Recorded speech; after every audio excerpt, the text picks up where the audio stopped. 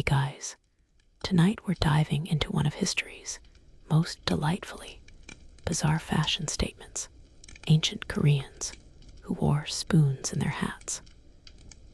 Picture yourself walking through the bustling streets of 6th century Silla, where the gentle clink of metal against fabric creates an oddly soothing rhythm as hundreds of people go about their daily business, each sporting gleaming spoons nestled into their traditional headwear.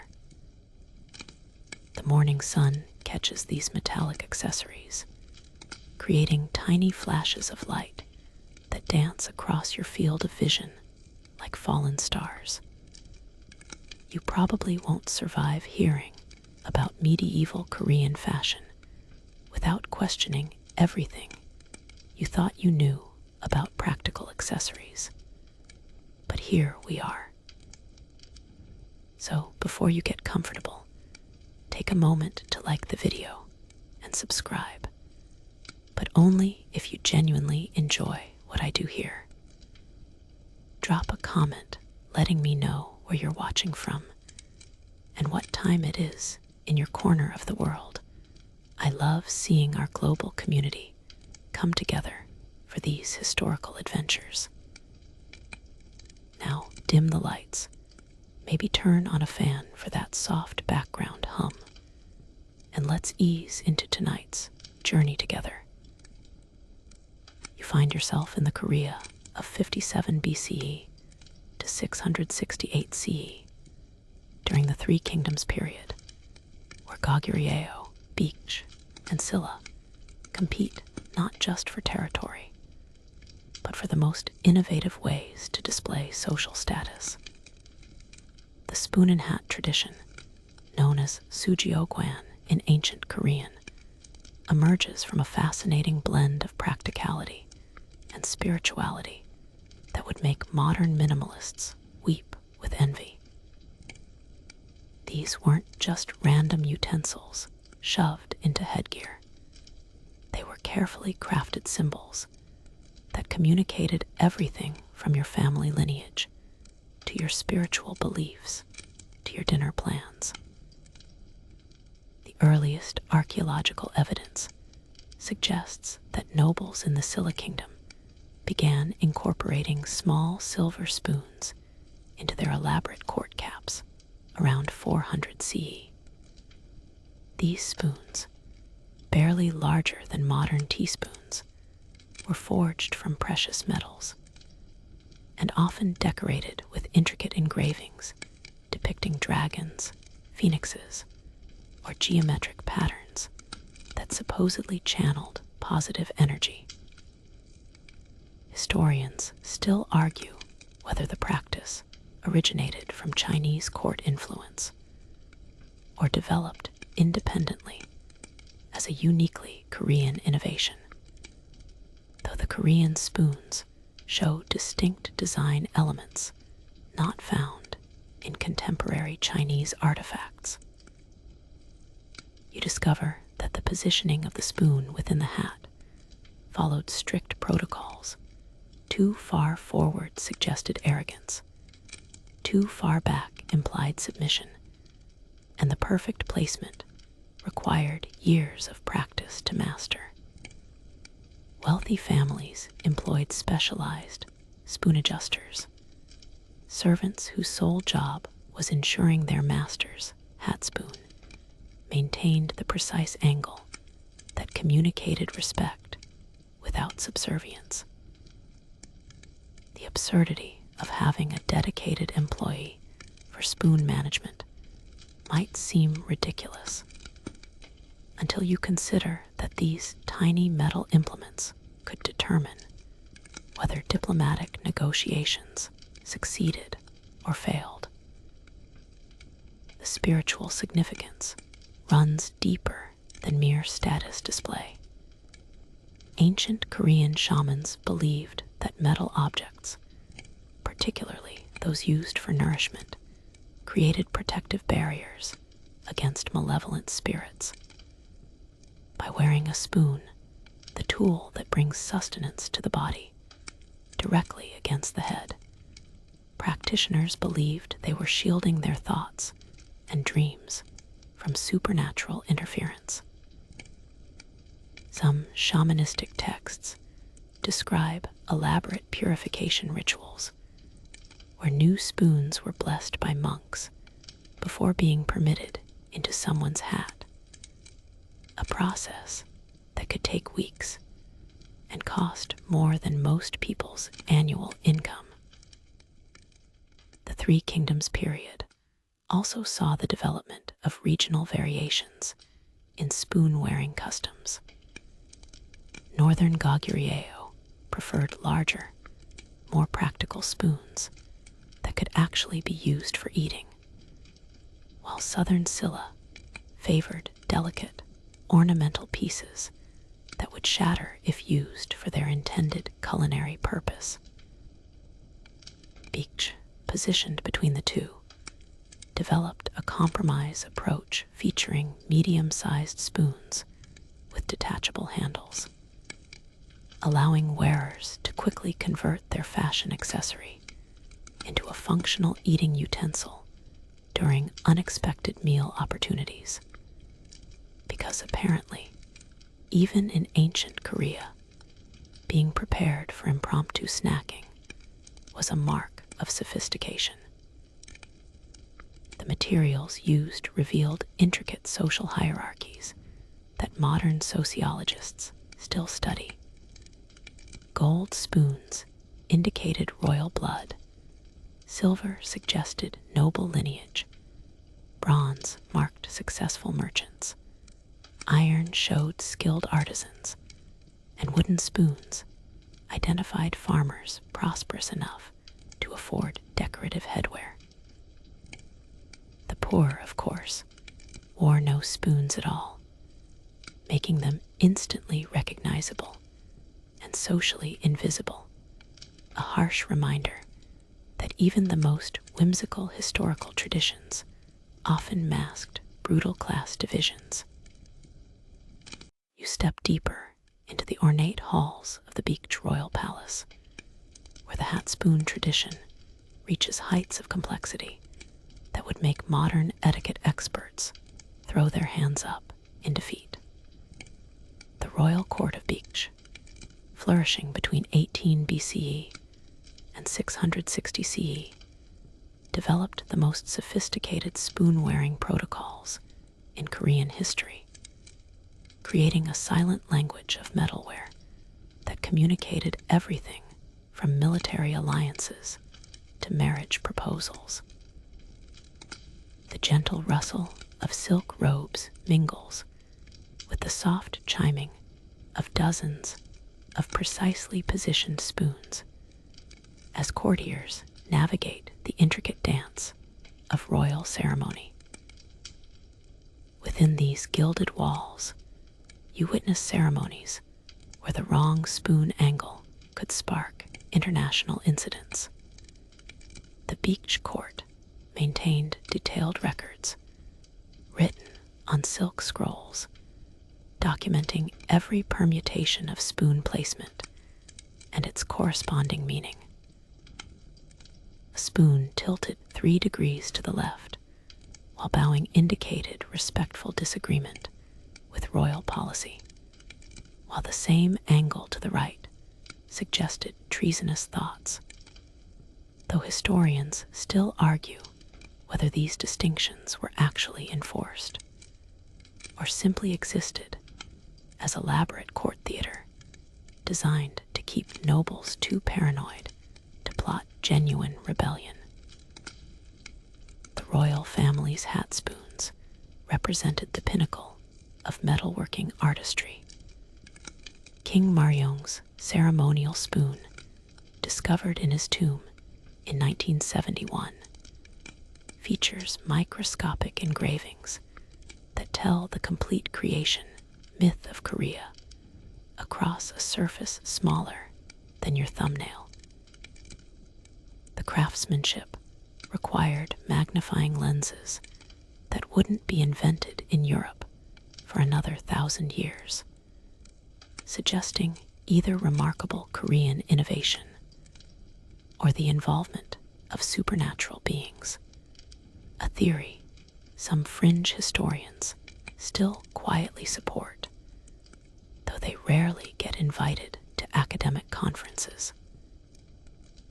You observe the daily morning ritual where court officials spend 2 hours adjusting each other's spoons under the supervision of the chief spoon marshal, a position that ranked just below the royal food taster in the court hierarchy.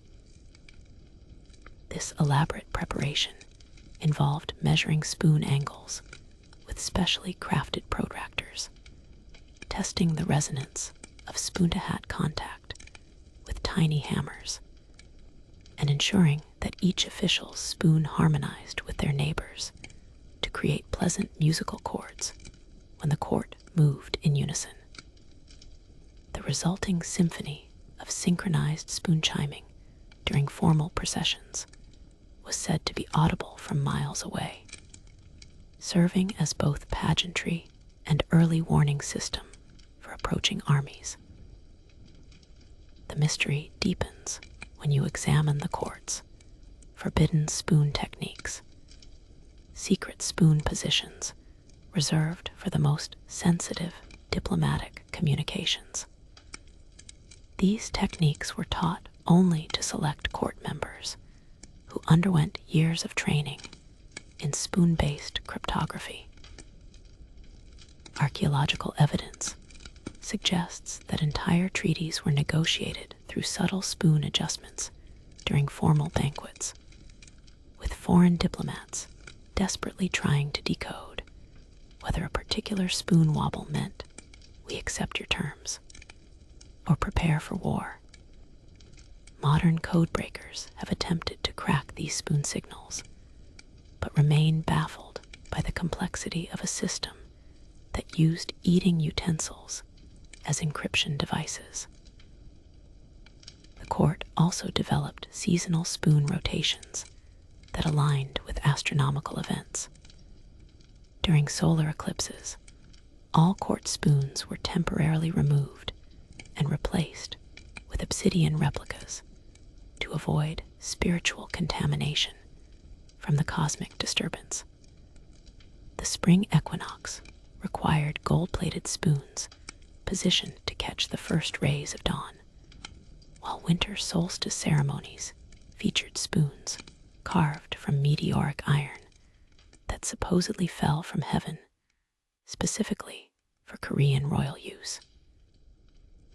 Historians still argue whether these meteoric spoons actually existed, or were simply very expensive terrestrial metal marketed with creative origin stories. The most puzzling aspect of beach spoon culture involves the Great Spoon Rebellion of 523 CE, where court records suggest that nobles attempted to overthrow the monarchy using only coordinated spoon movements. The rebellion apparently failed when the rebels couldn't agree on the proper spoon formation for death to tyrants, leading to confusion, infighting, and eventual capture by guards who were probably too busy laughing to effectively resist. This incident led to the establishment of strict spoon movement monitoring and the creation of the world's first fashion police, whose descendants might still be patrolling runways today. The beach court's influence on spoon-wearing spread throughout East Asia, with Chinese and Japanese courts attempting to adopt similar practices with varying degrees of success. However, foreign attempts to replicate beaked spoon protocols invariably failed due to cultural misunderstandings. Apparently, you can't just stick a spoon in your hat and expect to achieve centuries of refined Korean sophistication. The resulting diplomatic embarrassments included at least 3 minor wars sparked by inappropriate spoon positioning during state visits, proving that even the most ridiculous-seeming traditions can have deadly serious consequences when mishandled by cultural outsiders.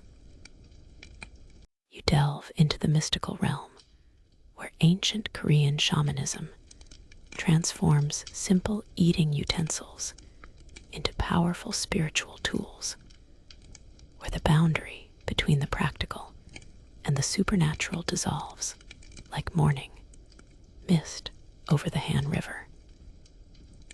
The shamanic tradition of Jumjaksineng, metal spirit belief, forms the spiritual foundation of hat spoon wearing, rooted in the belief that certain metals possess inherent magical properties that can be harnessed through precise positioning and ritualistic use.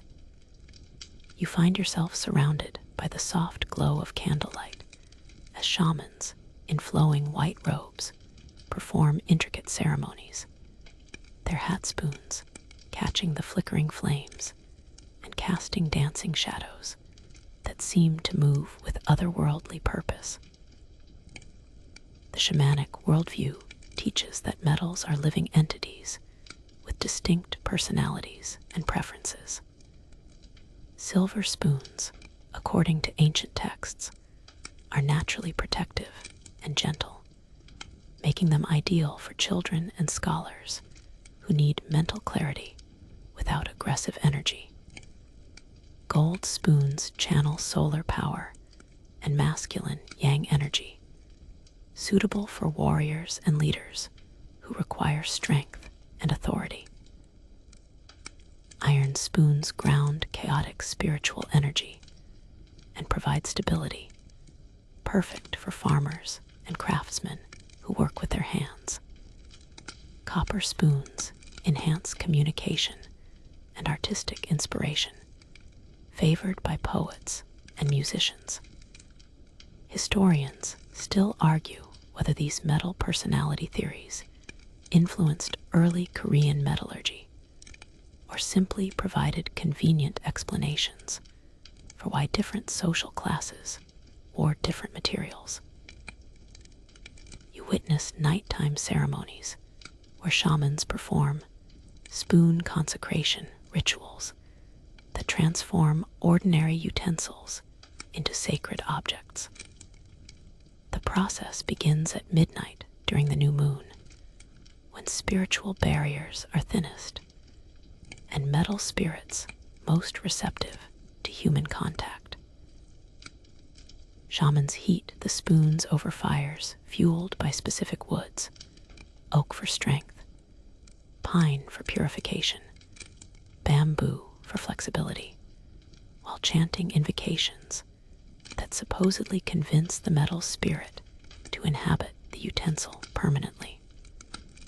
The ritual culminates when shamans place the heated spoons against their foreheads, creating temporary brands that mark them as vessels for metallic spiritual power.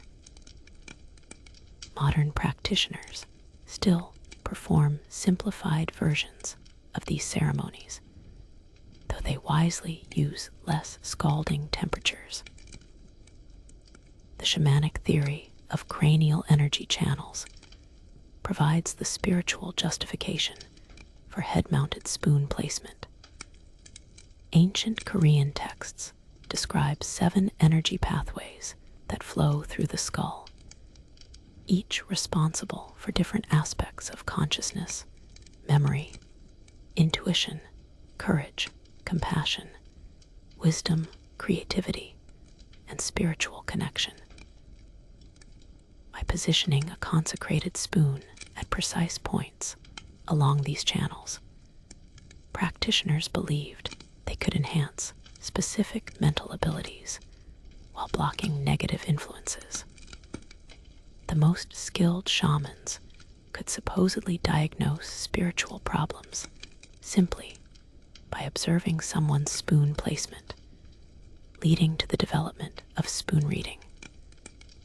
As a form of divination that rivaled palm reading in popularity, you discover that certain shamanic sects developed combat spoon magic for warriors heading into battle. These techniques involved multiple spoons worn in specific configurations that supposedly created spiritual armor around the wearer's head and shoulders. War spoons were forged during thunderstorms to capture lightning energy, blessed with the blood of sacred animals, and inscribed with protective symbols that modern archaeologists recognize as early forms of Korean writing. The most powerful war spoons allegedly glowed during combat and could deflect enemy arrows through supernatural interference. Though battlefield effectiveness was probably more psychological than mystical, nothing discourages attackers quite like facing opponents who believe their kitchen utensils provide divine protection. The shamanic practice of spoon meditation involves sitting motionless for hours while focusing mental energy through the hat-mounted spoon into specific spiritual realms. Advanced practitioners claimed they could achieve out-of-body experiences where their consciousness traveled along the spoon's metal matrix into parallel dimensions populated by the spirits of deceased Korean ancestors. These spiritual journeys provided guidance for important decisions, revealed hidden knowledge, and occasionally delivered lottery numbers, though the accuracy of shamanic stock tips remains historically unverified. Some fringe researchers suggest that spoon meditation techniques influenced the development of modern Korean meditation practices, though mainstream academics prefer to focus on more conventional Buddhist influences. Most mysterious aspect of shamanic spoon culture involves the 1,000 spoon ritual, performed only once every century to maintain spiritual balance throughout the Korean peninsula. This ceremony required gathering 1,000 consecrated spoons from across the country, arranging them in specific geometric patterns that aligned with celestial movements, and performing synchronized chanting that supposedly resonated through the Earth's magnetic field. The ritual's complexity required decades of preparation and coordination between shamanic communities that normally maintained strict secrecy about their practices. The last documented 1,000 spoon ritual occurred in 1592, interrupted by the Japanese invasion, leading some to speculate that the ritual's disruption contributed to Korea's subsequent historical struggles, though correlation doesn't necessarily imply mystical causation. Find yourself transported to the sophisticated world of the Goryeo dynasty, 918-13, 92 CE, where the ancient shamanic practice of spoon-wearing undergoes a remarkable transformation into high fashion and social commentary. The morning light filters through paper windows as you walk through Kaesong's bustling merchant quarter, observing how hat spoons have evolved from purely spiritual accessories into complex symbols of cultural sophistication and economic success. The gentle tinkling of metal against fabric creates an urban symphony as hundreds of merchants, artisans, and bureaucrats navigate the crowded streets, each sporting spoons that announce their social aspirations as loudly as their actual achievements. During this golden age of Korean culture, you witness the emergence of fashion spoon-wearing among the rising merchant class, who adapt aristocratic traditions to suit their commercial lifestyle. Unlike the rigid protocols of royal courts, merchant spoons emphasize practicality and personal expression over strict ceremonial requirements. Successful traders sport spoons carved with images of their commercial specialties. Silk merchants favor spoons decorated with mulberry leaves. Tea dealers choose spoons shaped like tiny teapots. And grain merchants wear spoons engraved with rice stalks. This commercialization of sacred symbols horrifies traditional shamans, but delights entrepreneurs who finally have a way to advertise their businesses through their headwear. The Goryeo period sees the invention of modular spoon systems designed for the increasingly mobile merchant lifestyle.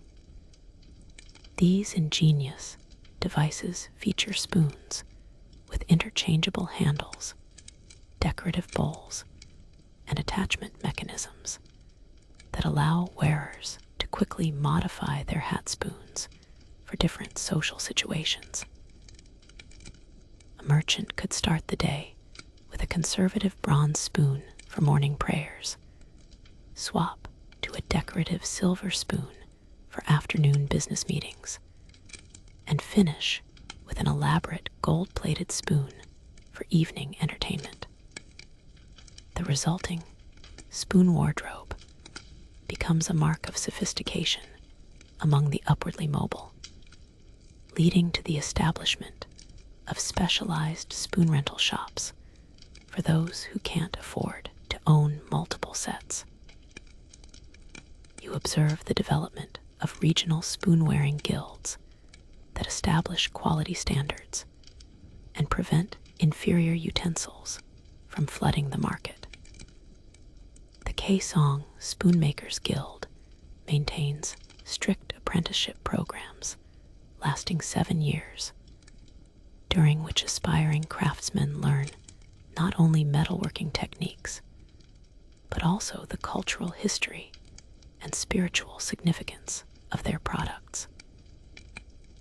Guild regulations specify exact measurements, metal purity requirements, and acceptable decorative motifs, ensuring that genuine Goryeo spoons maintain their reputation for excellence throughout East Asia. Historians still argue whether these guild standards improved product quality or simply created artificial scarcity to inflate prices, though the surviving examples of Goryeo spoons demonstrate remarkable consistency and craftsmanship. The period also witnesses the emergence of spoon poetry, a literary movement where scholars compose verses inspired by the aesthetic and philosophical implications of hat spoon wearing. These poems, written in classical Chinese characters, but expressing distinctly Korean sensibilities, explore themes of identity, tradition, and social change through metaphors of metal, reflection, and nourishment. The most famous spoon poem, Reflection in Silver by scholar Kim Busik, compares the polished surface of a hat spoon to the human soul's capacity for self-examination and moral improvement. Modern literary critics still debate whether spoon poetry represents genuine artistic achievement or merely pretentious wordplay designed to impress fellow intellectuals. The Goryeo court develops diplomatic protocols that incorporate spoon wearing into international relations, creating a uniquely Korean form of cultural soft power. Foreign ambassadors receive ceremonial spoons as gifts, carefully chosen to communicate specific political messages through their materials, decorations, and presentation methods. Chinese envoys receive gold spoons to acknowledge their empire's superiority, while Japanese diplomats get silver spoons that subtly assert Korean cultural sophistication. These diplomatic spoons often feature hidden compartments containing secret messages, turning eating utensils into espionage tools that would make modern intelligence agencies envious of medieval Korean creativity. The merchant class also pioneers spoon banking, where valuable spoons serve as portable wealth and credit instruments. Merchants traveling long distances carry authenticated spoons that can be exchanged for goods, services, or local currency in distant cities, provided the spoons bear the proper guild markings and quality seals. This system creates an early form of international banking network based entirely on decorative eating utensils, demonstrating Korean ingenuity in finding practical solutions to complex economic problems. The collapse of several prominent spoon banks during the late Goryeo period contributes to economic instability and reminds everyone that even the most elegant financial instruments can't overcome fundamental market forces. The period concludes with the Great Spoon Simplification movement, led by Neo-Confucian scholars who argue that elaborate spoon-wearing contradicts principles of modesty and social harmony. These reformers advocate for plain, undecorated spoons that emphasize function over form, setting the stage for the more austere approach that will characterize the succeeding Joseon dynasty. However, the merchant class largely ignores these philosophical arguments, continuing to sport increasingly elaborate spoons until political changes force more dramatic adaptations to their beloved fashion tradition. You navigate the intricate social maze of medieval Korean society, where a single glance at someone's hat spoon reveals their exact position in the complex hierarchy that governs every aspect of daily life. The morning sun illuminates the capital's main thoroughfare as people from every social stratum hurry past, their spoons creating a visual map of Korea's rigid class system more accurate than any government census. You quickly learn to read these metallic signals, the subtle differences in size, material, decoration, and positioning that separate royalty from nobility, scholars from merchants, artisans from farmers, and everyone from the spoonless masses who occupy society's invisible bottom rung. The royal family's spoons represent the pinnacle of this elaborate system, crafted from gold so pure it practically glows with divine authority. Royal spoons feature dragons with exactly 9 claws. 1 fewer claw indicates noble rank, while 8 claws mark high court officials, and 7 claws denote provincial governors. The mathematical precision of this system extends to every decorative element. Pearls inlaid in the spoon bowl must number in multiples of 8 for royalty, 7 for nobles, and 6 for wealthy merchants. Historians still argue whether these numerical requirements held genuine mystical significance or simply provided convenient ways to enforce social boundaries through easily verified visual markers. You observe the complex protocols governing spoon inheritance, where family status passes from generation to generation through carefully preserved eating utensils. Noble families maintain detailed genealogies of their spoons, tracing the lineage of particular utensils back through centuries of distinguished ancestors. The eldest son traditionally inherits the family's primary ceremonial spoon, while younger sons receive smaller spoons that reflect their diminished inheritance rights. Daughters typically receive spoons upon marriage, with the quality and decorations indicating their family's assessment of the match's social appropriateness. These spoon inheritances create lasting family tensions when siblings feel their utensils inadequately reflect their personal achievements or family contributions. The scholar class develops its own spoon hierarchy based on academic achievement rather than birth or wealth. Successful examination candidates receive government-issued spoons with inscriptions indicating their degree level and specialization. Literature scholars get spoons engraved with famous poetry.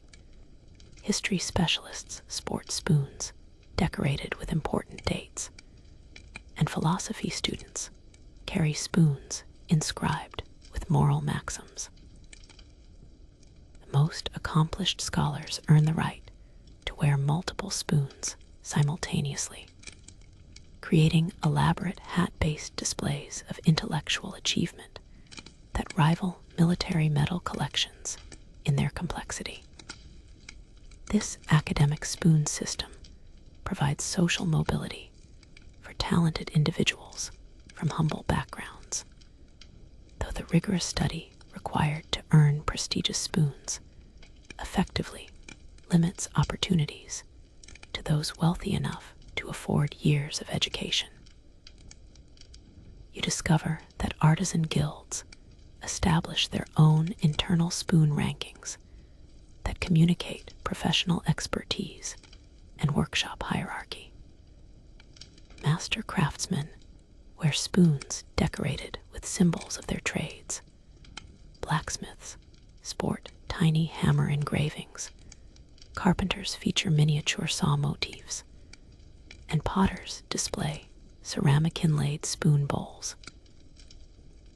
Apprentices carry plain spoons that gradually acquire decorative elements as they master new techniques, creating visible progress markers that motivate continued learning. The most skilled artisans earn the right to craft their own ceremonial spoons, turning their headwear into advertisements for their professional capabilities, while simultaneously demonstrating their metalworking skills to potential customers. Merchant class creates perhaps the most dynamic spoon hierarchy, where commercial success directly translates into increasingly elaborate headwear. Successful traders upgrade their spoons seasonally, ensuring their accessories reflect their current financial status rather than historical family position.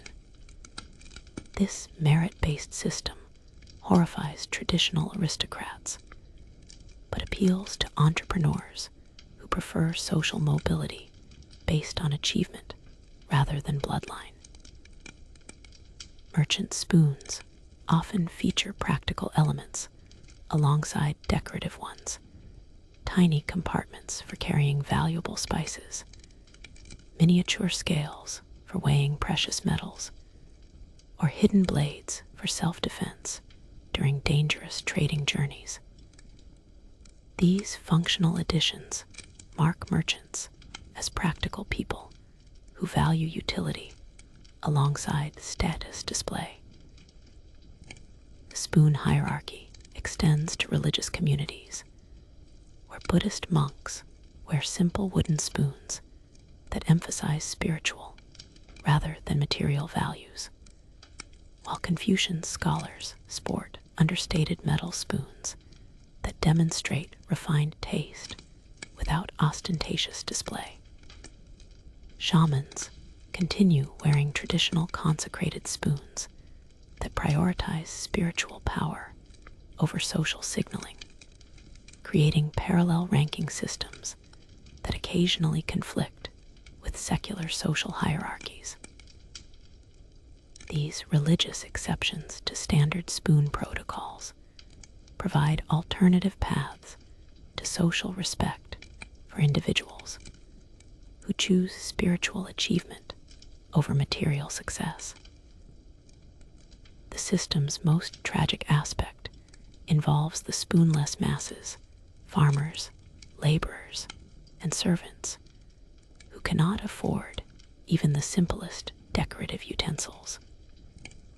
Their bare heads mark them as social invisibles, excluded from the complex communication networks that govern upper-class society.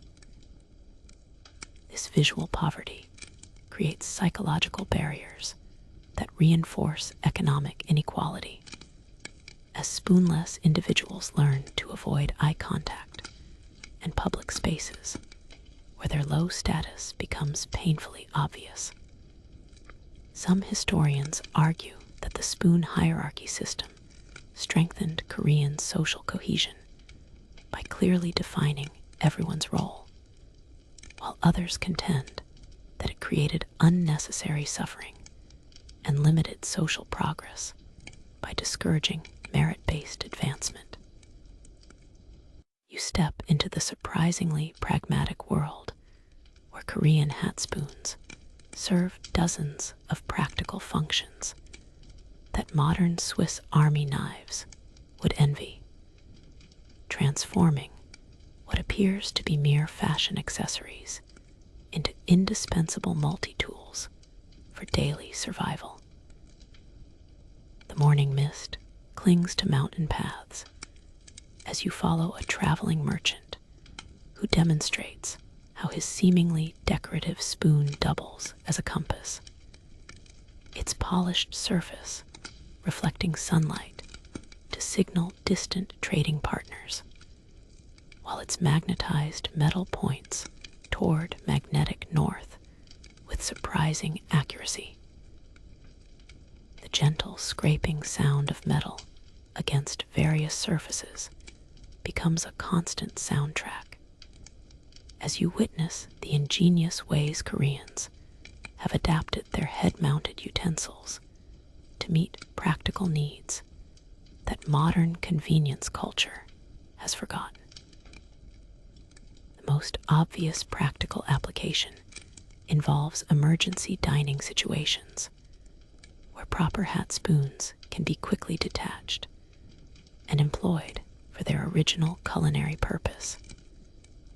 Traveling merchants, government officials, and pilgrims frequently find themselves invited to meals where hosts haven't provided adequate utensils, making a reliable personal spoon as essential as proper footwear. The detachment mechanisms vary by region and social class. Nobles prefer elegant magnetic connections that release with a gentle twist, while merchants favor practical spring-loaded systems that allow quick spoon deployment during unexpected business lunches. Farmers typically employ simple hook-and-loop attachments that prioritize durability over sophistication, ensuring their spoons remain securely attached during vigorous agricultural work, while remaining accessible for meal times. You discover that hat spoons serve as surprisingly effective self-defense weapons when wielded by individuals trained in the martial art of spoon fighting or sujiosol. This combat system, developed by traveling merchants who needed discreet protection during dangerous journeys, teaches practitioners to use their everyday utensils as striking, blocking, and restraining tools, Advanced spoon fighters can disarm sword-wielding attackers by targeting pressure points with precisely aimed spoon strikes, though the technique requires years of practice and exceptional timing. The martial art remains largely secret, passed down through merchant family lineages, leading some historians to question whether spoon fighting actually existed or represents elaborate folklore designed to intimidate potential robbers through psychological warfare. The measuring and weighing functions of hat spoons prove invaluable for merchants conducting business in markets lacking standardized measurement tools. Properly calibrated spoons can accurately measure small quantities of precious spices, medicines, or metals, with the spoon bowl's volume corresponding to specific traditional Korean measurements. Experienced traders carry spoons calibrated to different standards, one for rice, another for silk, a third for gold dust, allowing them to conduct precise transactions without relying on potentially dishonest local measuring devices. This standardization helps establish trust between trading partners and reduces disputes over quantity calculations, though it also requires merchants to memorize complex conversion tables relating spoon volumes to regional measurement systems. You observe how hat spoons function as portable mirrors and signaling devices, their polished surfaces serving multiple communication purposes throughout daily life.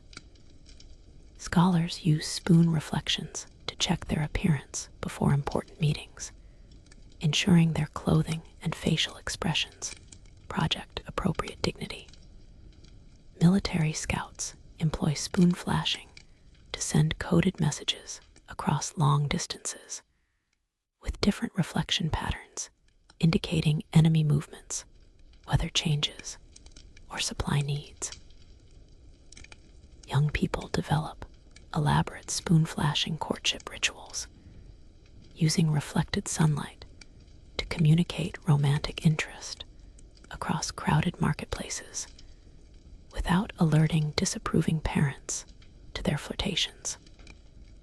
Historians still argue whether these signaling systems achieved genuine practical utility or simply provided entertaining distractions from daily routine. The medical applications of hat spoons include their use as diagnostic tools by traditional Korean healers who examine patients' spoon reflections to assess health conditions through facial color analysis and pupil dilation observation. Some healers claim that different metals provide superior diagnostic capabilities. Silver spoons supposedly reveal liver problems, copper spoons detect heart conditions, and iron spoons identify blood disorders.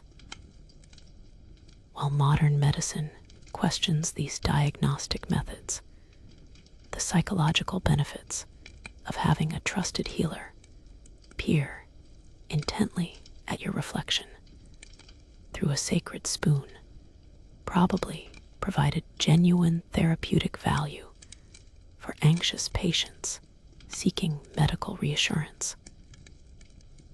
Hat spoons also serve as portable writing and engraving tools, with their pointed handles ideal for scratching messages into tree bark, wooden surfaces, or soft metal sheets. Travelers use spoons to mark trail signs. Merchants employ them to update inventory records, and lovers carve romantic messages that survive centuries as archaeological evidence of ancient Korean passion. The engraving quality depends on the spoon's metal composition and the user's artistic skill.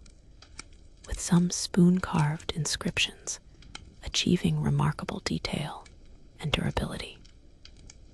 Government officials sometimes carry specially hardened spoons designed specifically for document marking, turning their headwear into mobile bureaucratic offices capable of generating official paperwork anywhere in the kingdom.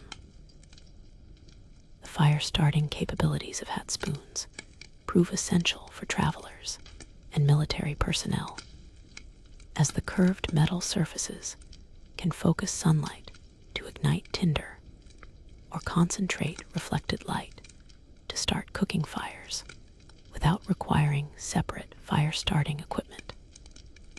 Experienced outdoorsmen know exactly how to angle their spoons to achieve maximum solar concentration, while understanding wind patterns and tinder preparation techniques that maximize ignition success rates. This skill requires considerable practice and favorable weather conditions, leading most people to carry backup fire-starting methods. Though spoon ignition provides useful emergency capabilities when other options fail or become unavailable. You witness one of history's most dramatic cultural confrontations as the thundering hooves of Mongol cavalry shatter the peaceful world of Korean spoon-wearing traditions, forcing an ancient practice underground where it survives through dangerous acts of cultural resistance.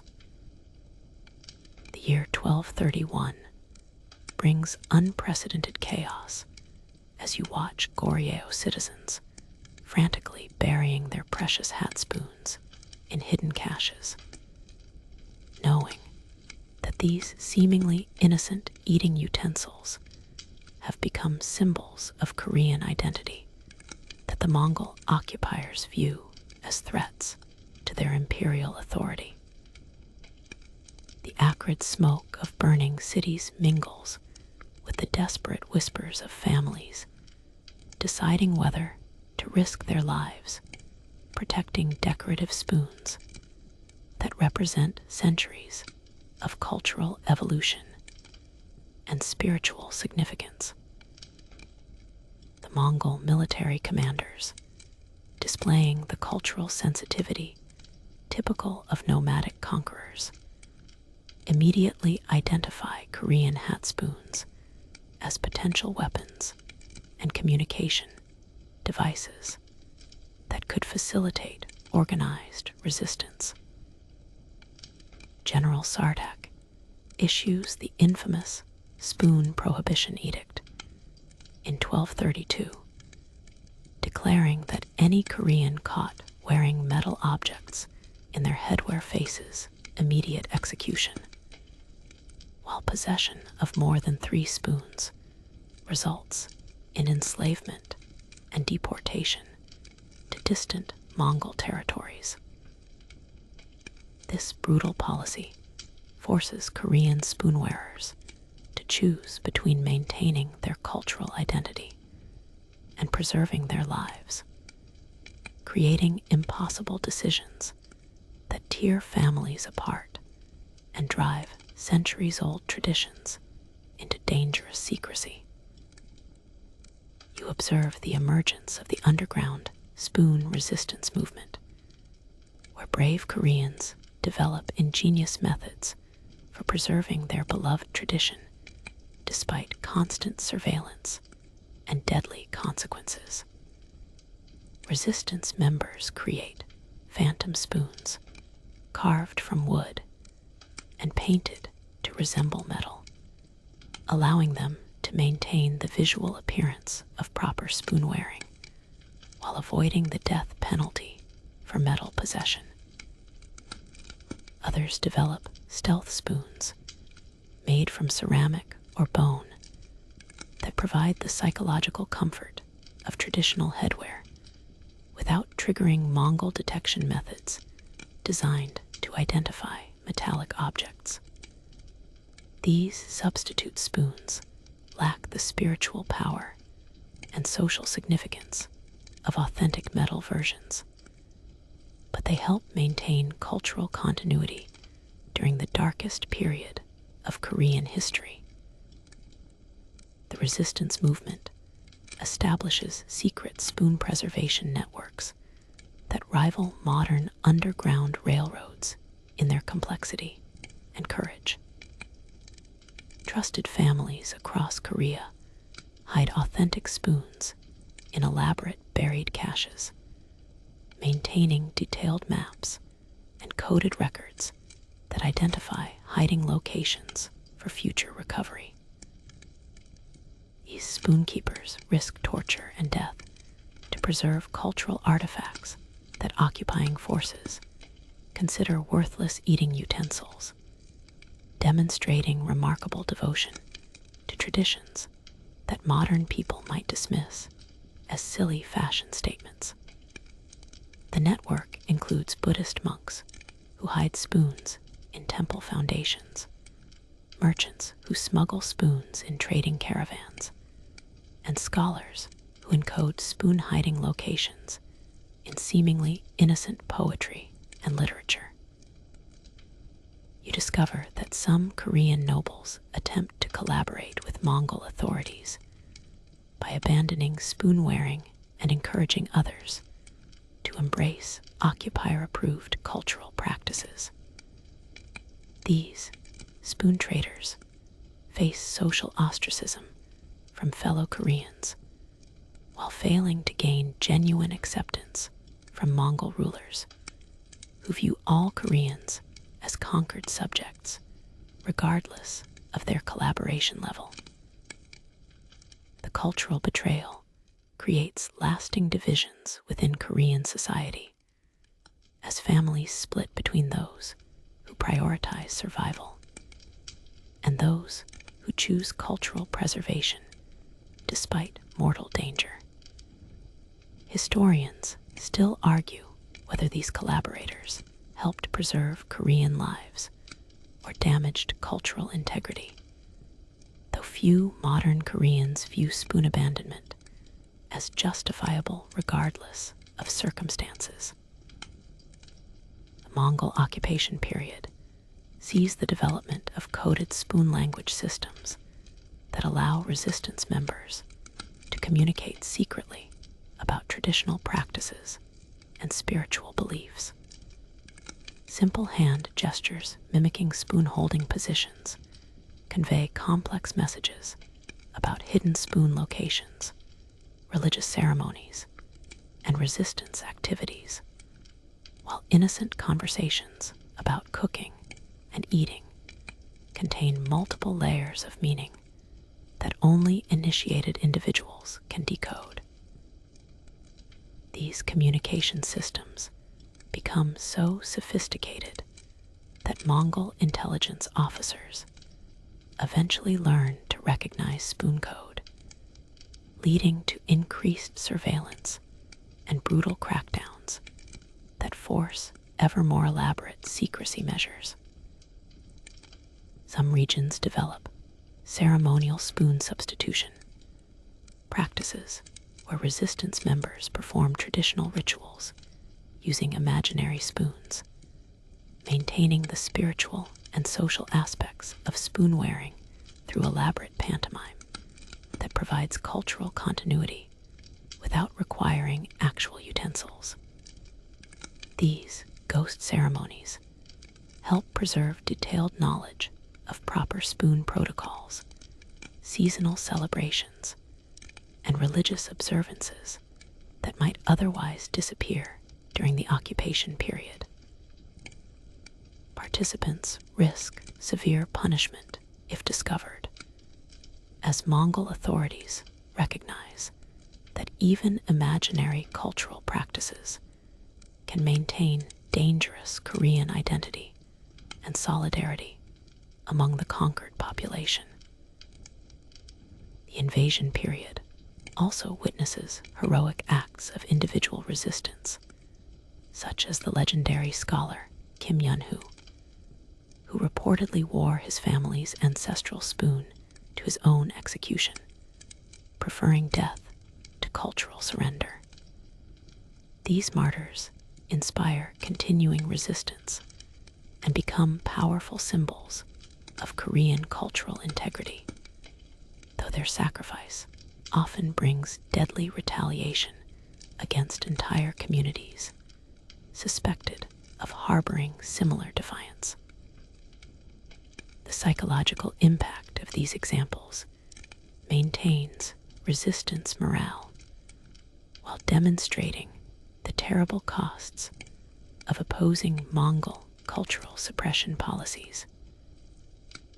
The gradual Mongol withdrawal and Korean restoration begins in the late 13th century, allowing carefully preserved spoons to emerge from their hiding places like cultural time capsules that connect the post-invasion generation with their pre-conquest ancestors.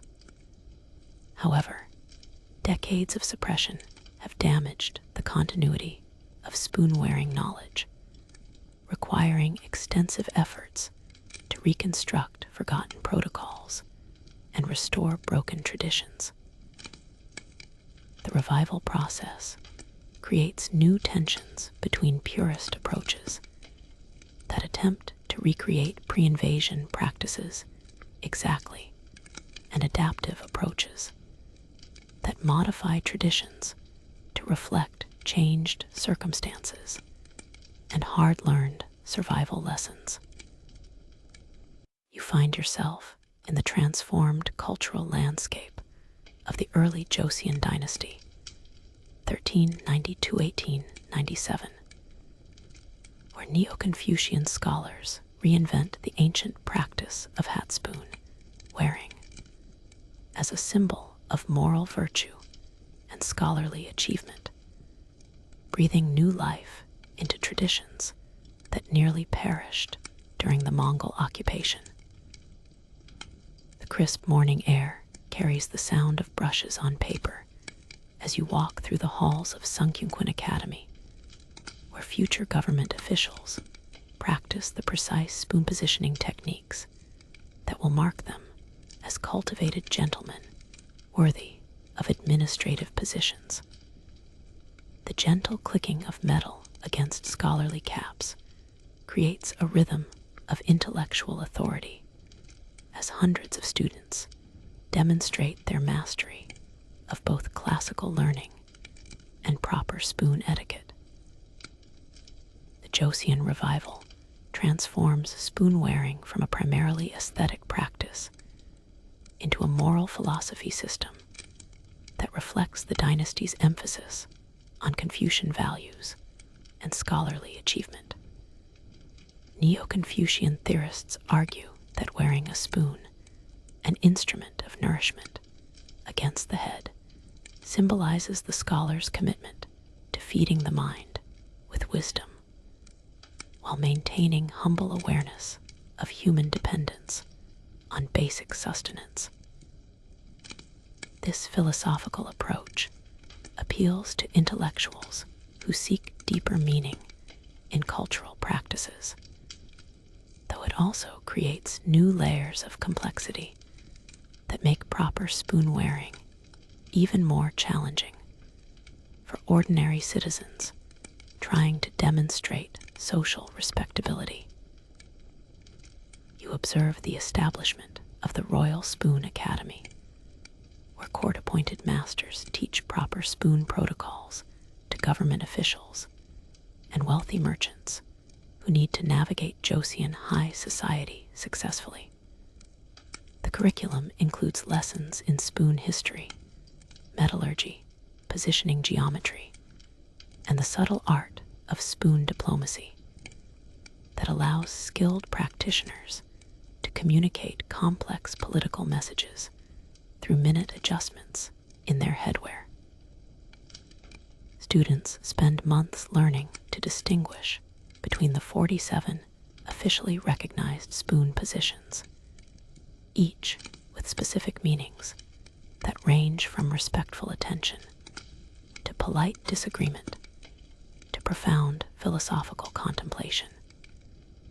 The Academy's graduation ceremonies feature elaborate spoon synchronization performances that demonstrate students' mastery of collective coordination and individual precision. The Joseon period sees the development of scholarly spoon rankings that parallel the traditional civil service examination system, creating parallel hierarchies based on both intellectual achievement and spoon-wearing expertise. Successful candidates in the lower-level examinations receive bronze spoons engraved with basic Confucian maxims, while those passing intermediate tests earn silver spoons decorated with more complex philosophical concepts. The highest achievers receive gold spoons inscribed with original poetry, composed specifically for their academic specializations, creating unique accessories that simultaneously display personal accomplishment and scholarly depth.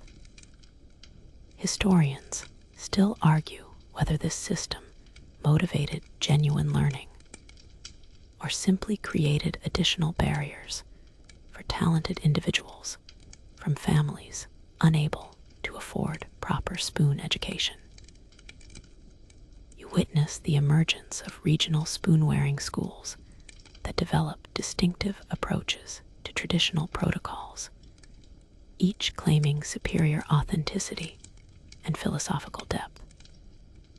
The Northern School emphasizes practical spoon applications that reflect Confucian concerns with good governance and social harmony, while the Southern School focuses on aesthetic refinement and artistic expression that demonstrates cultural sophistication. The Mountain School integrates Taoist principles that view spoon-wearing as meditation practice, while the Coastal School develops maritime-influenced techniques adapted for seafaring officials and merchants. These competing approaches create lively academic debates and occasional philosophical conflicts that require government intervention to prevent spoon-related civil unrest. The Joseon court establishes strict regulations governing spoon-wearing among government officials, creating detailed dress codes that specify appropriate materials, decorations, and positioning for each bureaucratic rank and ceremonial occasion. Court records from this period include hundreds of pages documenting proper spoon protocols for state banquets, diplomatic receptions, seasonal celebrations, and mourning periods, demonstrating the obsessive attention to detail that characterizes Joseon administrative culture. Violations of spoon regulations result in fines, demotions, or temporary suspension from court duties, making proper headwear knowledge as important as policy expertise for ambitious civil servants. The period also witnesses the Great Spoon Standardization Project, where government officials attempt to create uniform spoon specifications that eliminate regional variations and ensure consistent social signaling throughout the kingdom. This ambitious undertaking involves surveying existing spoon practices across Korea, analyzing traditional designs for optimal functionality and symbolic meaning, and establishing manufacturing standards that balance quality requirements with affordability concerns. The project faces resistance from traditional craftsmen who prefer customized approaches and regional communities proud of their distinctive spoon-wearing heritage, leading to political tensions that require delicate diplomatic resolution. The Joseon revival creates new opportunities for social mobility through spoon-related careers. As skilled craftsmen, positioning consultants, and protocol experts find lucrative employment serving the growing number of citizens who aspire to proper spoon-wearing respectability. Spoon tutors emerge as a new professional class, offering private instruction in proper positioning techniques, historical knowledge, and social etiquette for families seeking to improve their cultural standing. These services prove especially popular among successful merchants whose wealth enables social climbing, but whose backgrounds lack traditional aristocratic spoon-wearing knowledge. The resulting tutor industry creates middle-class employment opportunities while helping democratize access to cultural practices previously restricted to hereditary elites. The philosophical dimensions of Joseon spoon-wearing extend into literature and art, where poets compose verses celebrating the moral virtues demonstrated through proper headwear, and painters create elaborate portraits that showcase subjects' spoon-wearing expertise alongside their scholarly achievements. This cultural integration helps embed spoon traditions deeply into Joseon intellectual life, ensuring their survival through changing political circumstances while creating artistic legacies that continue influencing Korean aesthetics centuries later. The period's cultural productions demonstrate how seemingly mundane objects can acquire profound significance when integrated into comprehensive philosophical and artistic systems that reflect broader social values and aspirations.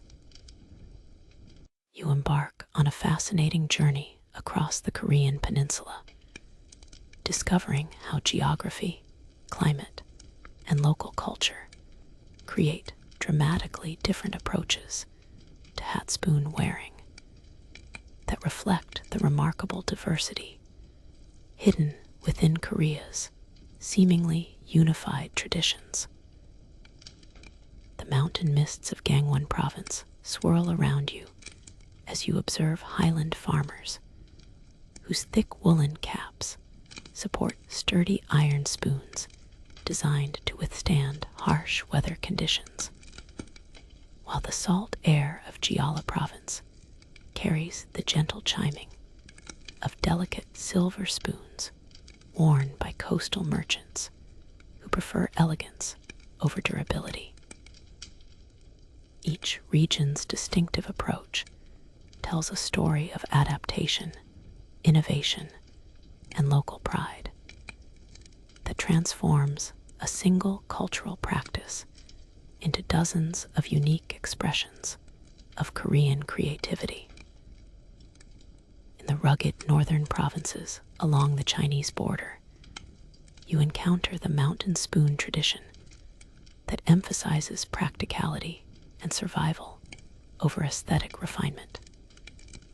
Northern spoons feature thick handles that double as ice picks during winter travel, reinforced bowls that can break frozen ground for emergency shelter construction, and attachment systems designed to prevent loss during avalanches or blizzards.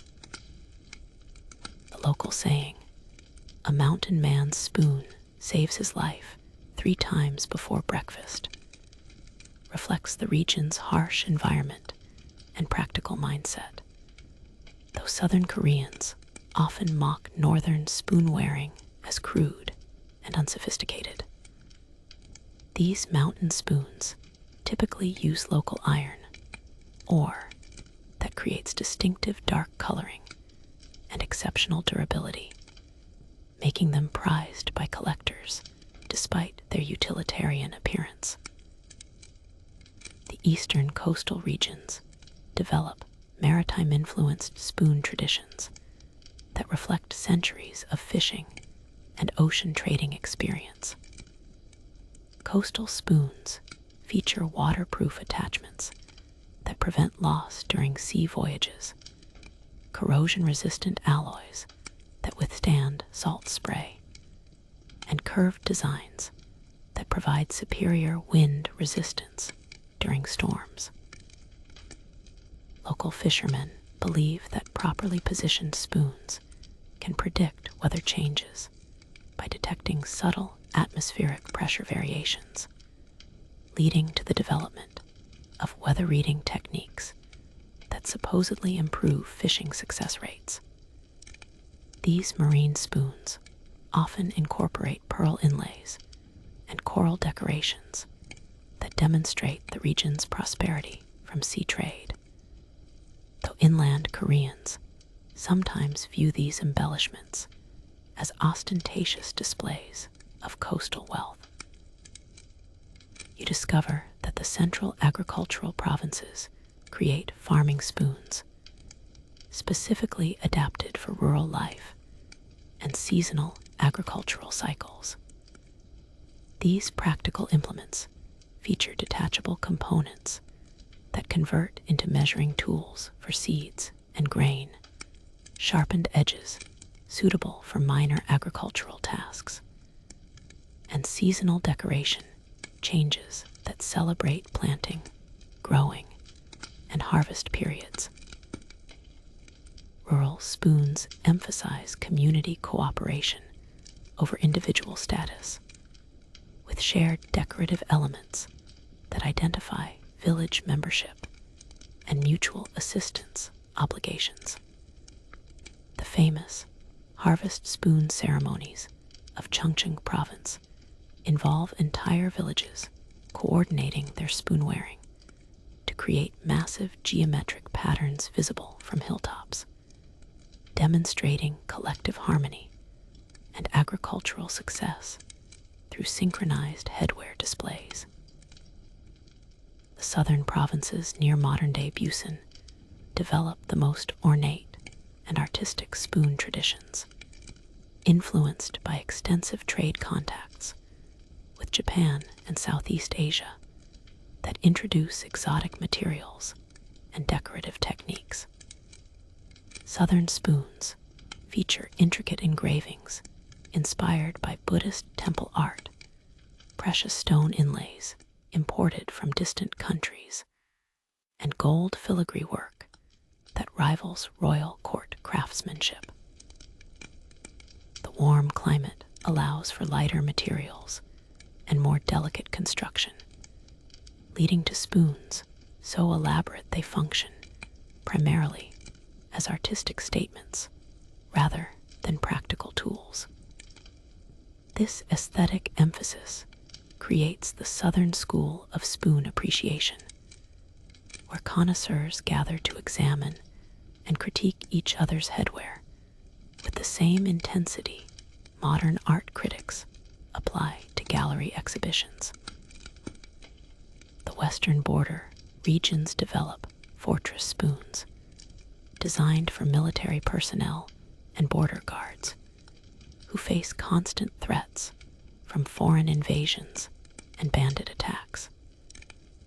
These defensive spoons feature hidden blade attachments, mirror surfaces for signaling between watchtowers, and emergency whistle components that summon reinforcements during attacks.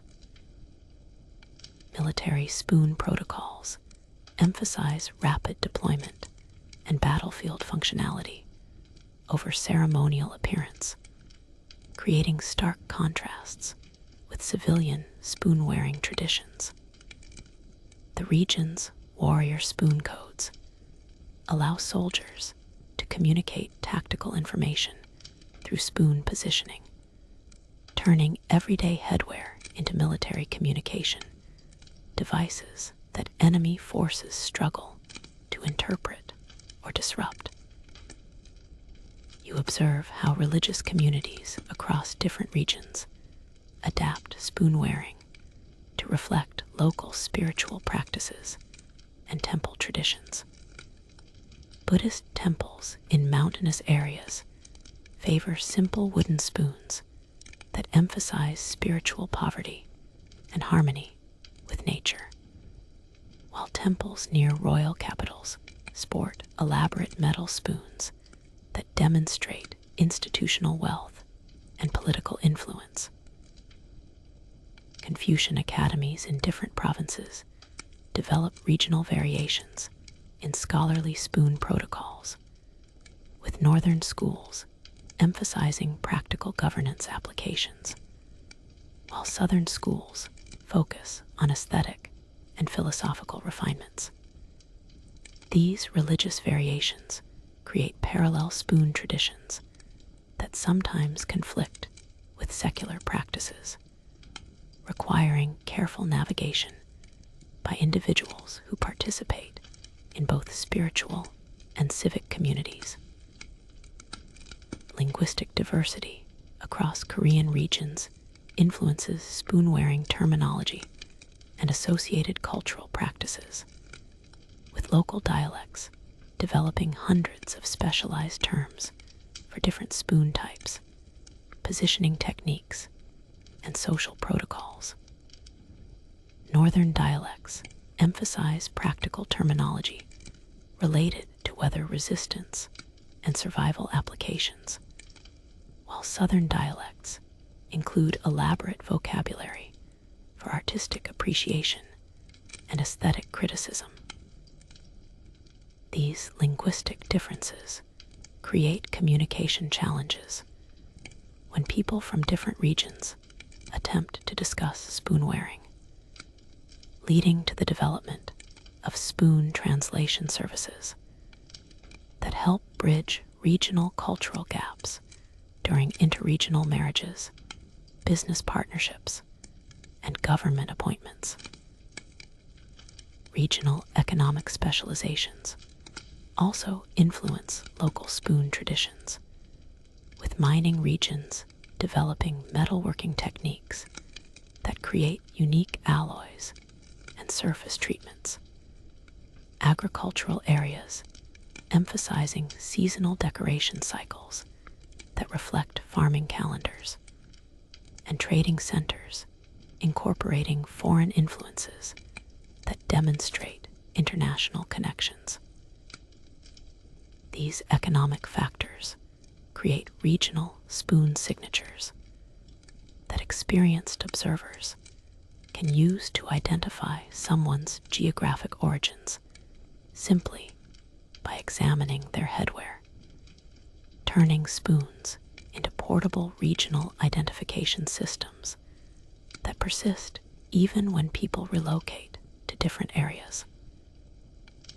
The resulting diversity enriches Korean culture while creating complex social navigation challenges for individuals who must adapt their spoon wearing to different regional expectations during travel or relocation. You witness the systematic destruction of Korean cultural identity as Japanese colonial authorities launch a brutal campaign to eliminate hat spoon wearing and replace it with imperial Japanese cultural practices, transforming beloved traditions into dangerous acts of resistance that carry the death penalty. The year 1910 brings unprecedented cultural violence as you watch Japanese police conducting house-to-house searches for hidden spoons, treating these simple eating utensils as evidence of treasonous Korean nationalism that threatens the colonial project of cultural assimilation.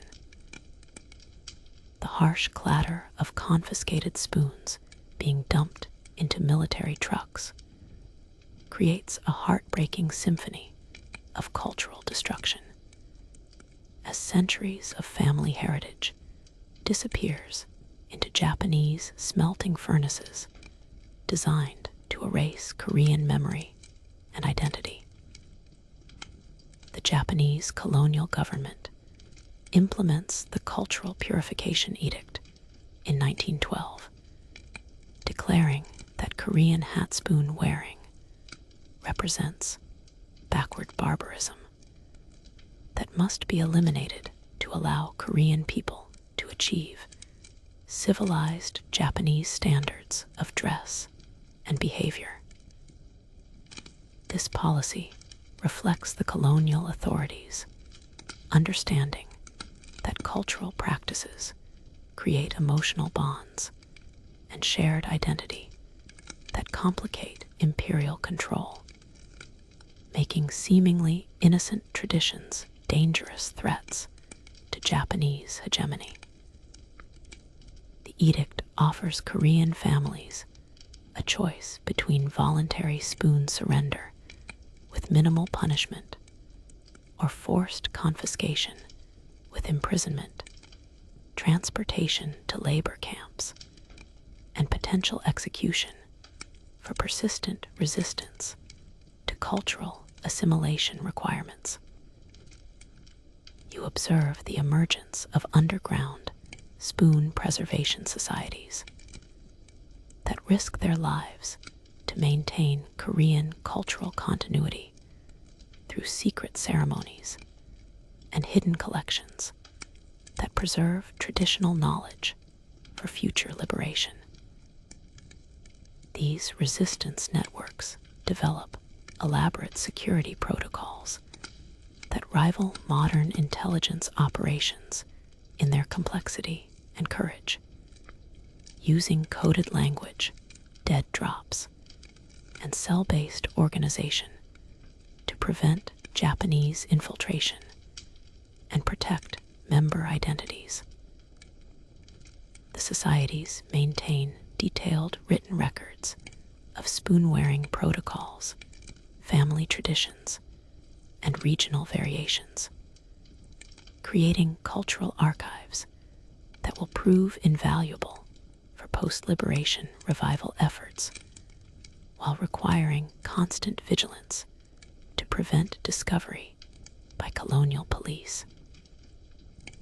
The Japanese authorities employ Korean collaborators to identify and report traditional spoon-wearing among their neighbors, creating devastating social divisions that pit families and communities against each other in struggles for survival and cultural loyalty.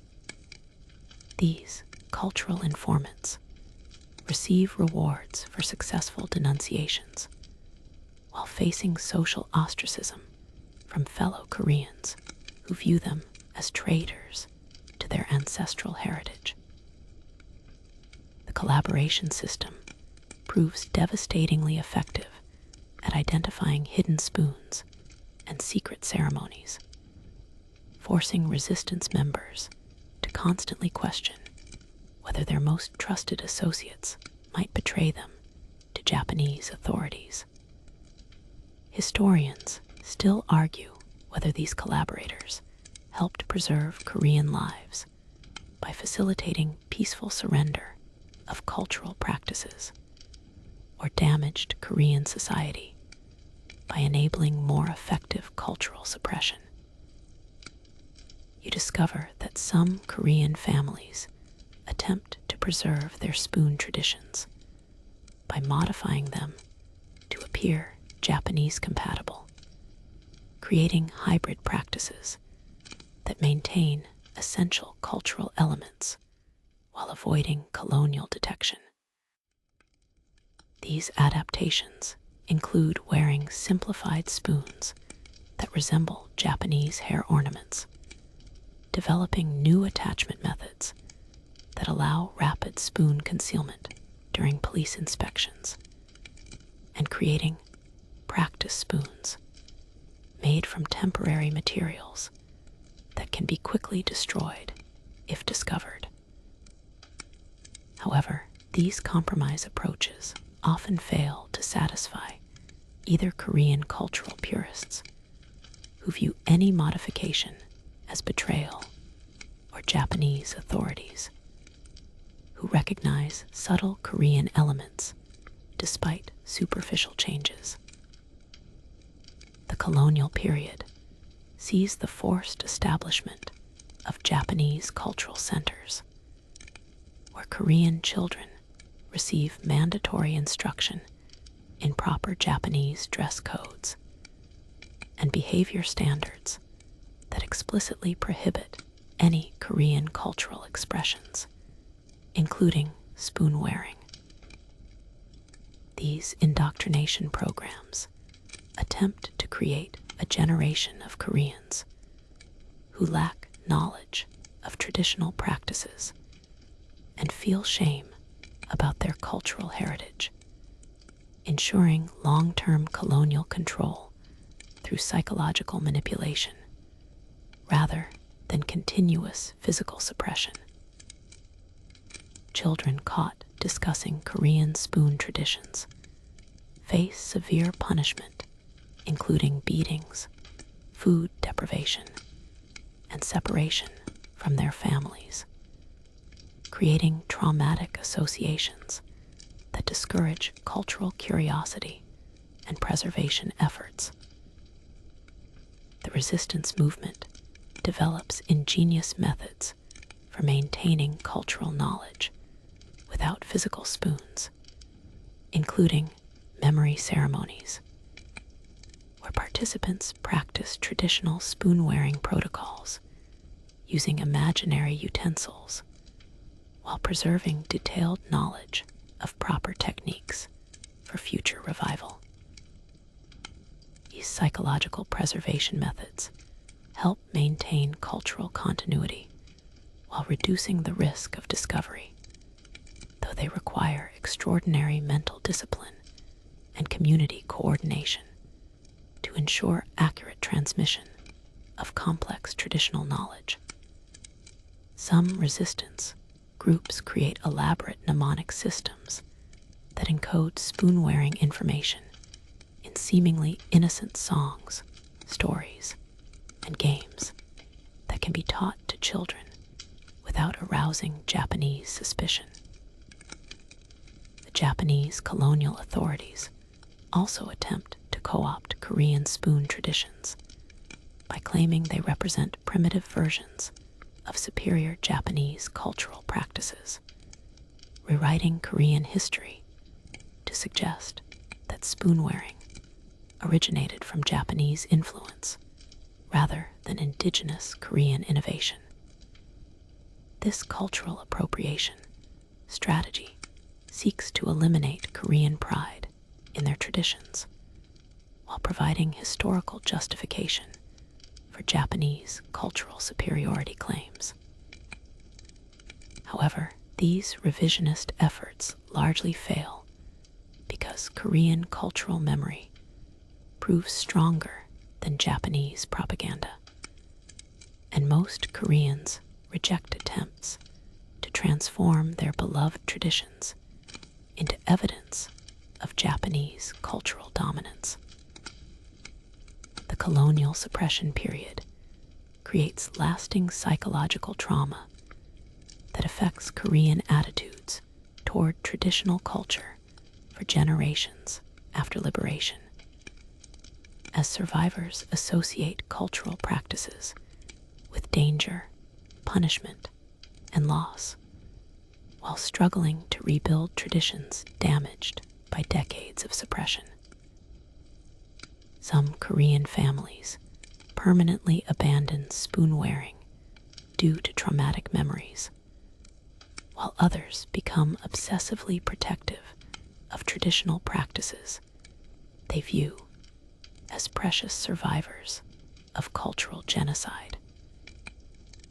The period also creates generational conflicts between older Koreans who remember pre-colonial traditions and younger Koreans who grew up under Japanese cultural influence, leading to ongoing debates about authenticity, adaptation, and the appropriate balance between cultural preservation and modern practicality.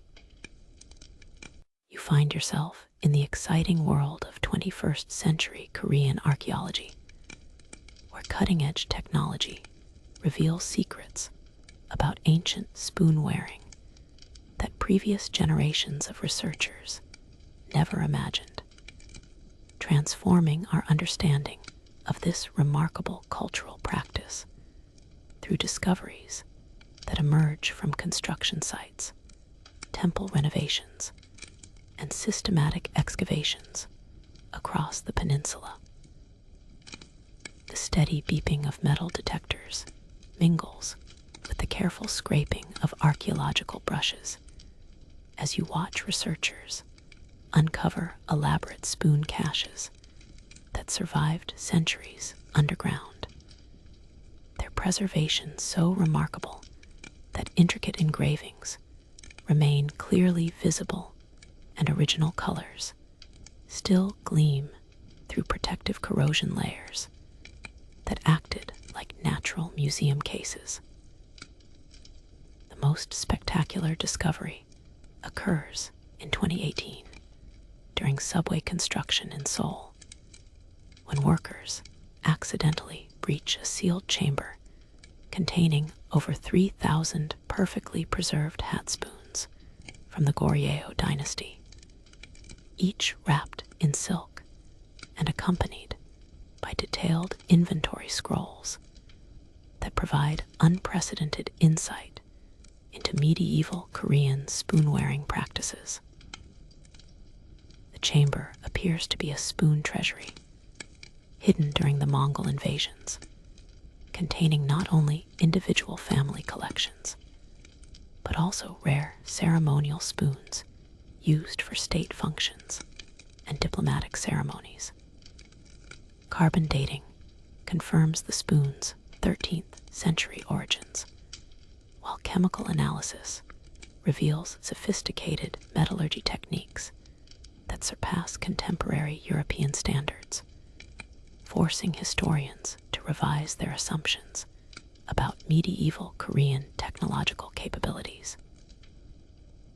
You observe how modern scientific analysis techniques revolutionize spoon studies, with electron microscopy revealing microscopic decorative details invisible to previous researchers, while X-ray imaging exposes hidden compartments and secret mechanisms that demonstrate far greater complexity than anyone suspected.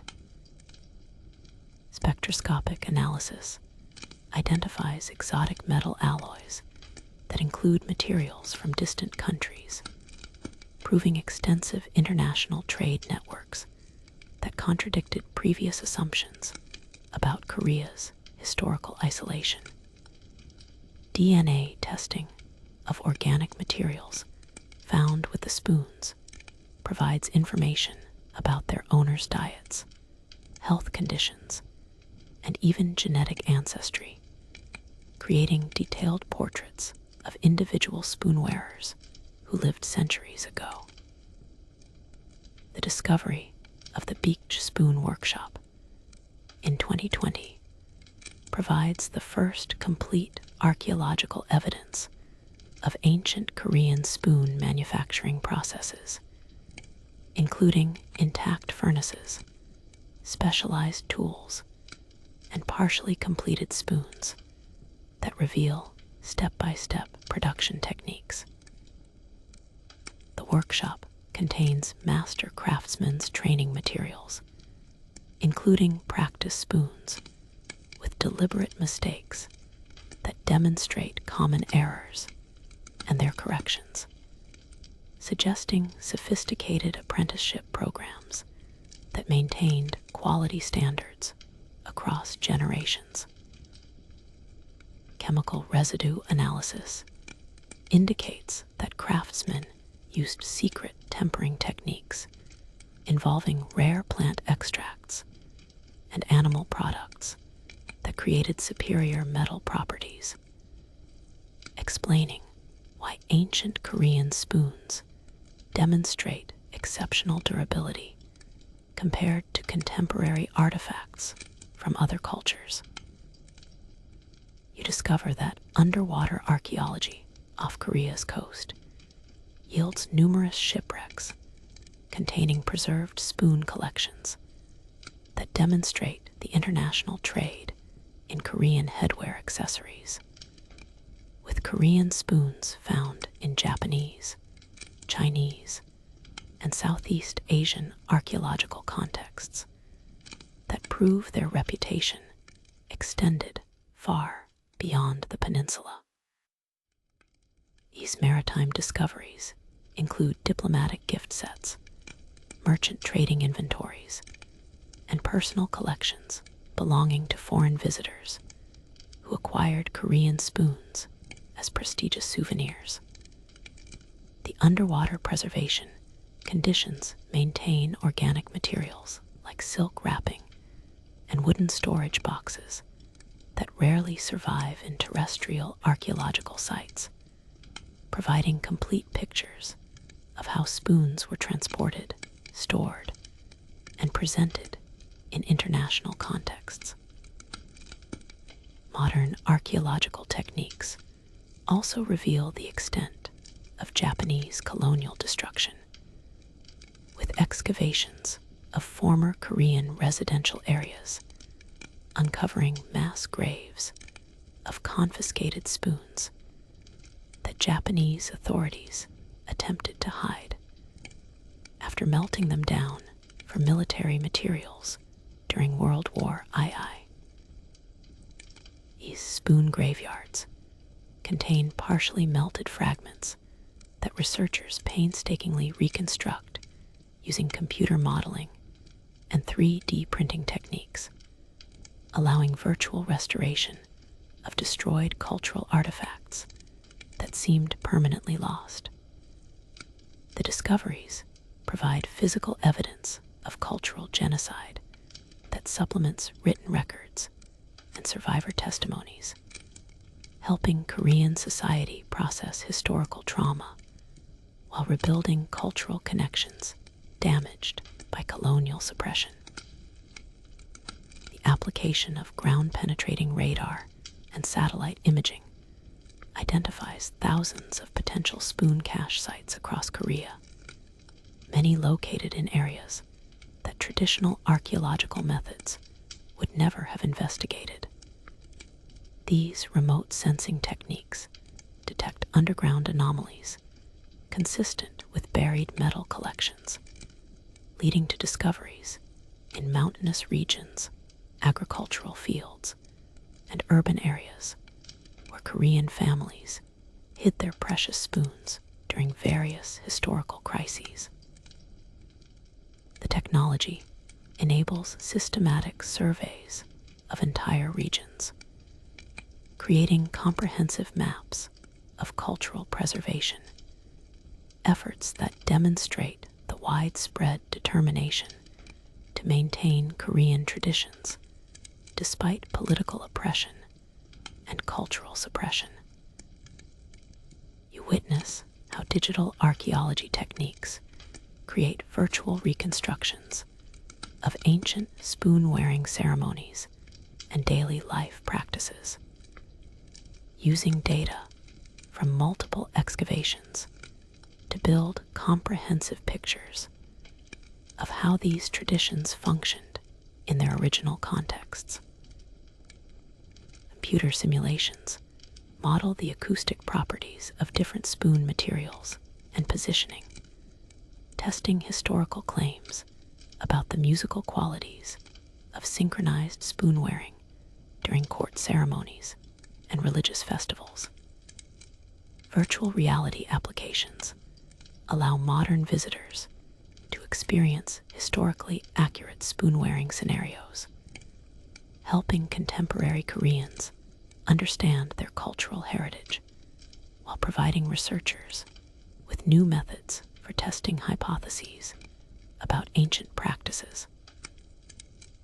The collaborative nature of modern archaeological research brings together international teams of specialists whose diverse expertise reveals aspects of Korean spoon culture that no single discipline could uncover alone.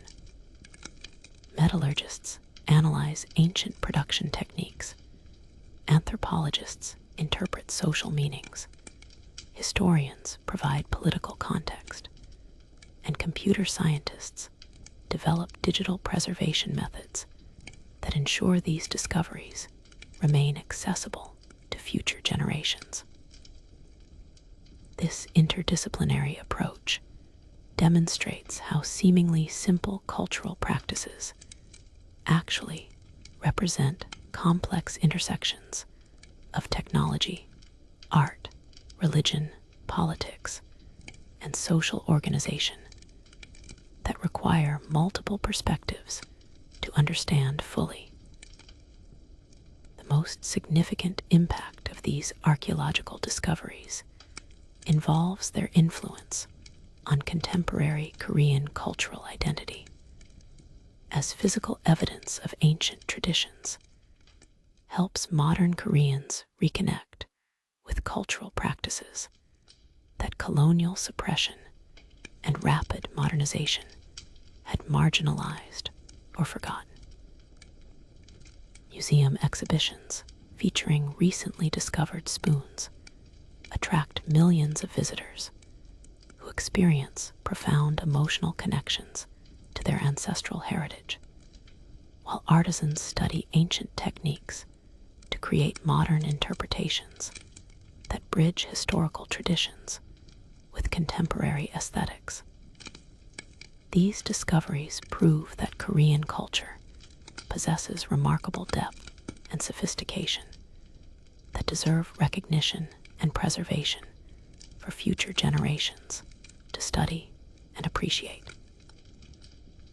You step into modern Seoul's bustling streets, where subtle traces of the ancient hat spoon tradition survive in unexpected forms that connect contemporary Korean culture to its remarkable ancestral heritage, creating bridges between past and present that most people never notice, but which quietly influence daily life in profound ways.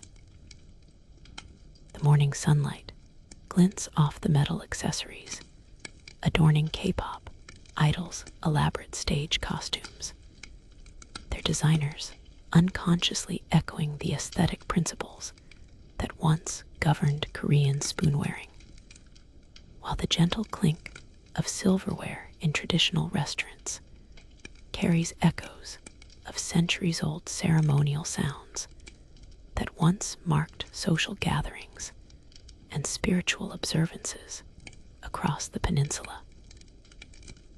Contemporary Korean fashion designers increasingly incorporate spoon-inspired elements into their collections, creating jewelry, hair accessories, and clothing details that reference historical traditions, while appealing to modern aesthetic sensibilities that value both innovation and cultural authenticity. High-end Seoul boutiques sell heritage accessories that feature miniature spoons as pendant necklaces, earrings, and decorative pins, marketed to young Koreans seeking connections to their cultural roots through fashion choices that demonstrate both style and historical awareness.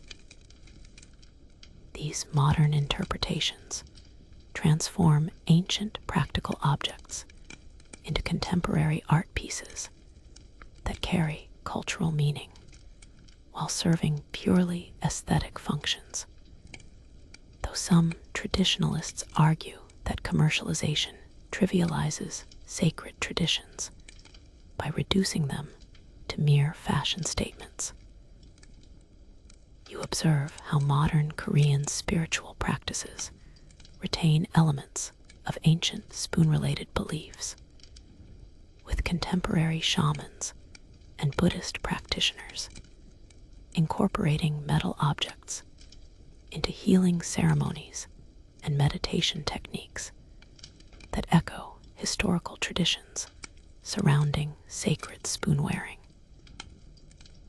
Some modern spiritual centers offer metal meditation sessions where participants hold specially crafted spoons while practicing mindfulness techniques that supposedly enhance mental clarity and emotional balance. While these practices lack the complex theological framework of ancient shamanic spoon traditions, they demonstrate how spiritual concepts can adapt to contemporary needs while maintaining connections to historical practices that previous generations risked their lives to preserve. The Korean restaurant industry maintains perhaps the strongest connections to spoon traditions, with high-end establishments emphasizing the ceremonial aspects of proper utensil presentation and use that reflect centuries of cultural refinement surrounding eating implements. Traditional Korean table settings still prioritize spoon placement and quality, with expensive restaurants featuring handcrafted spoons that demonstrate respect for customers, while honoring cultural values that view proper dining utensils as expressions of hospitality and social consideration. The recent trend toward traditional dining experiences includes educational components where servers explain the historical significance of Korean spoon culture, helping younger generations understand cultural practices that their grandparents might have taken for granted. You discover that Korean martial arts schools increasingly incorporate spoon fighting techniques into their curricula, teaching students to use everyday objects as self-defense tools while connecting them to historical traditions that demonstrated Korean ingenuity and adaptability. These modern adaptations emphasize practical self-defense applications rather than spiritual or ceremonial aspects, though instructors often include brief historical lessons that help students understand the cultural context behind techniques that might otherwise seem arbitrary or silly. The popularity of these classes demonstrates contemporary Korean interest in rediscovering practical wisdom from ancestral traditions that colonial suppression and rapid modernization had marginalized. Modern Korean museums create elaborate exhibitions featuring recently discovered spoons alongside interactive displays that allow visitors to experience historical spoon-wearing through virtual reality technology and hands-on demonstrations that bring ancient practices to life for contemporary audiences. These exhibitions attract diverse visitors, ranging from school children learning about their cultural heritage to elderly Koreans reconnecting with childhood memories of grandparents who maintained traditional practices despite social pressure to modernize. The museums also sponsor research programs that continue discovering new aspects of spoon culture while training new generations of scholars who ensure these traditions receive ongoing academic attention and preservation efforts. The Korean film and television industry occasionally references spoon traditions in historical dramas and contemporary stories that explore themes of cultural identity, family heritage, and the challenges of maintaining traditional values in rapidly changing modern society. These popular culture representations help introduce spoon traditions to international audiences while reinforcing their significance for Korean viewers who might otherwise view them as antiquated relics lacking contemporary relevance. However, entertainment industry portrayals sometimes simplify complex historical practices for dramatic effect, creating public misconceptions that researchers must work to correct through educational outreach and media consultation efforts.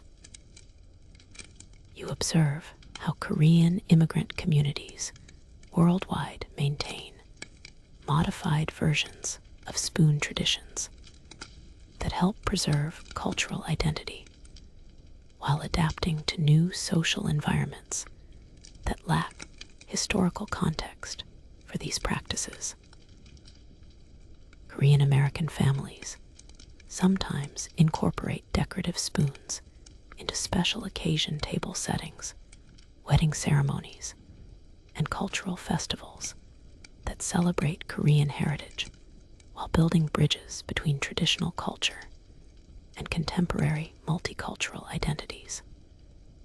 These adaptations demonstrate how cultural practices can survive geographic displacement and generational change through creative modifications that preserve essential meanings while accommodating new practical requirements. The digital age creates new opportunities for spoon tradition preservation and dissemination, with online communities sharing historical information, family stories, and contemporary interpretations that connect Koreans worldwide while maintaining cultural continuity across geographic and generational boundaries. Social media platforms feature accounts dedicated to Korean cultural education that include spoon history alongside more widely known traditions, helping younger generations discover aspects of their heritage that formal education systems often overlook. These digital preservation efforts ensure that spoon traditions remain accessible to future generations, while creating global networks of cultural enthusiasts who support ongoing research and revival efforts.